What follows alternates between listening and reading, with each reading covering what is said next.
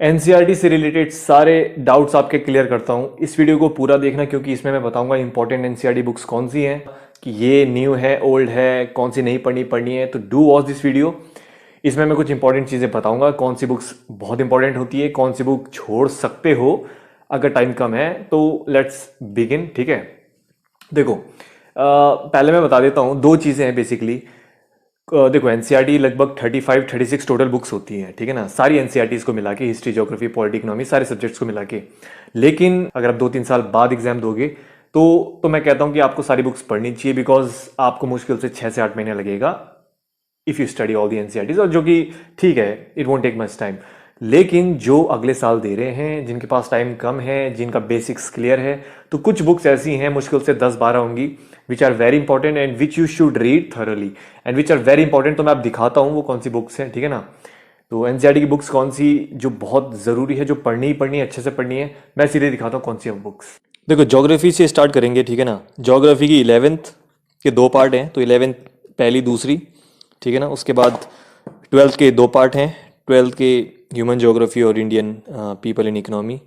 तो ज्योग्राफी की 4 किताबें हैं जो कि पढ़नी है, विच आर वेरी इंपॉर्टेंट। बाकी 6 to 10 आप छोड़ सकते हो, जो कि अगले साल दे रहे हैं, जो कि जिनके पास टाइम कम है। These are very important books. Polity में 2 काफ़ी इंपॉर्टेंट है। 11th में देखो 2 किताबें हैं, बेसिकली ये वाली इंपॉर्टेंट है, इंडियन कॉन्स्टिट्यूशन एट वर्क। उसके बाद 12th में ये पढ़ सकते हो आप, politics in India since independence, ठीक है ना। दूसरी वाली छोड़ सकते हो जो कि वर्ल्ड पॉलिटिक्स है, but only 2 books which are very important in polity, ठीक है ना। इकोनॉमी की बात करते हैं। इकोनॉमी में 2 किताबें हैं, एक तो 11th क्लास की, ये तो बहुत इंपॉर्टेंट है, इससे आपकी बेसिक कंसेप्ट क्लियर होंगे और in depth you will understand. उसके बाद है 12th में 2 होती है, माइक्रो मैक्रो। 12th में दिस इज़ वेरी इंपॉर्टेंट, ठीक है ना, एक ही पढ़नी है, माइक्रो को छोड़ सकते हो। ये थोड़ी सी यूनिक किताब है, इन्वायरमेंट की वैसे कोई किताब आती नहीं है, ठीक है ना। तो आईसीएसई बोर्ड की 10th क्लास की मैंने पहले स्कूल टाइम में पढ़ी थी, तो this is very good book to clear all your basic concept, तो इसे खरीद सकते हो, ठीक है ना। हालांकि मैंने अभी पढ़ी नहीं है, मुझे नीड नहीं है, बट जिसका इन्वायरमेंट वीक है, जिसको अपने कंसेप्ट्स क्लियर करने हैं, यू कैन, ठीक है ना।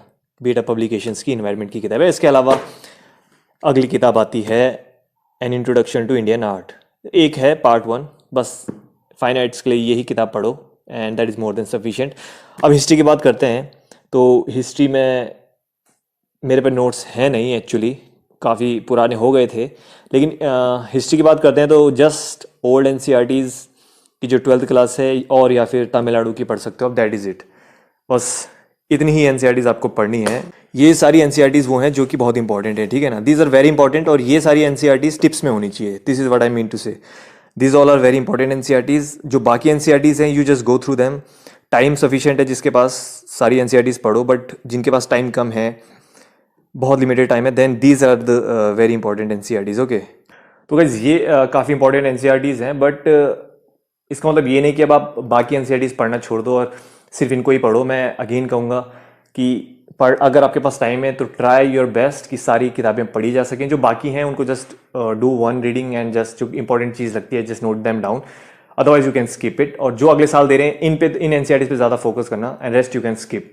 टाइम बहुत कम है, बट जो 3-4 साल, 2-4 साल बाद दे रहे हैं, एंड मुझे नहीं लगता कि आपको सिर्फ सेलेक्टेड ही पढ़नी चाहिए। जो 2-3 साल बाद दे रहा है, you just read all NCERTs. ये बाकी एक कन्फ्यूजन रहता है बहुत लोगों को न्यू और ओल्ड में, न्यू मिले तो न्यू पढ़ो, ओल्ड मिले तो ओल्ड पढ़ो। इतना कुछ ज़्यादा डिफरेंस होता नहीं है, थोड़ा अपडेट रहता है, वो बाकी आप स्टैंडर्ड बुक्स में, करंट अफेयर में कवर कर लोगे, it's not a big deal. तो ओल्ड एनसीईआरटीज़ हैं तो ओल्ड पढ़ो, न्यू मिल रही है तो न्यू पढ़ो। इतना देखो टेंशन नहीं लेना है। बहुत से बच्चे न्यू ओल्ड ही करते रहते हैं, साल भर, साल निकल जाता है, वो न्यू ओल्ड में ही फंसे रहते हैं। न्यू पढ़े कि ओल्ड पढ़े, हमने तो ओल्ड पढ़ी है बट न्यू में पता नहीं ऐसा क्या, ऐसा कुछ नहीं होता है। किताबें, लक्ष्मीकांत तो हर 1-2 साल में एडिशन बदलता रहता है, तो इसका मतलब ये थोड़ी कि जो 4 साल से तैयारी कर रहा है वो न्यू ओल्ड ही करता रहेगा, समझ रहे हो। तो ये छोटी छोटी चीज़ें, just don't focus on these things too much. जितना है just study that and cover your syllabus, that's it.